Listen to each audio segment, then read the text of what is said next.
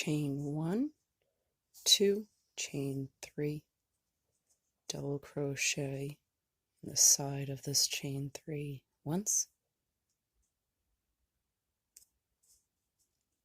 and then wiggle through, double crochet twice, wrap, wiggle through, wrap, pull through 2, wrap, pull through 2. Last double crochet in the side of this chain, wrap, find the hole, wrap and pull through, wrap, pull through 2, wrap, pull through 2. 1, 2, 3, 4. Since it's a new row, with corner to corner, we start with 6 chains.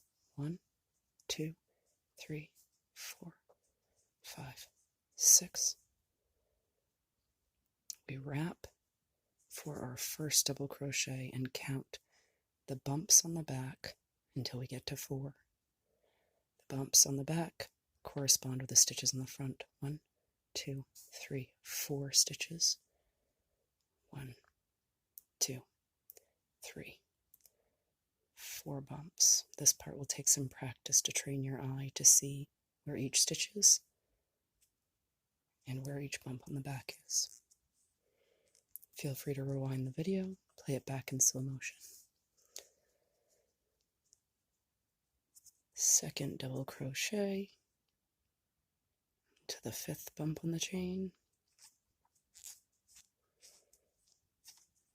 Third double crochet, which counts as the 4th because of our chain 3, in the 6th and last bump on the chain.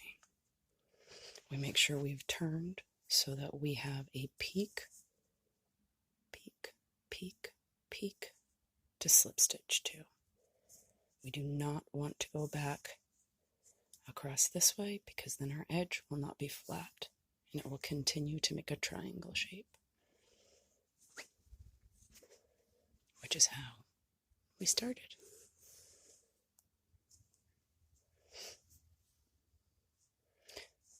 Turn your work, find your peak,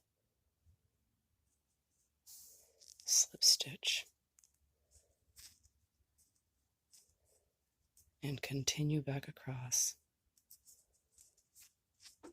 with 3 double crochets and 1 chain 3 in the side of each square.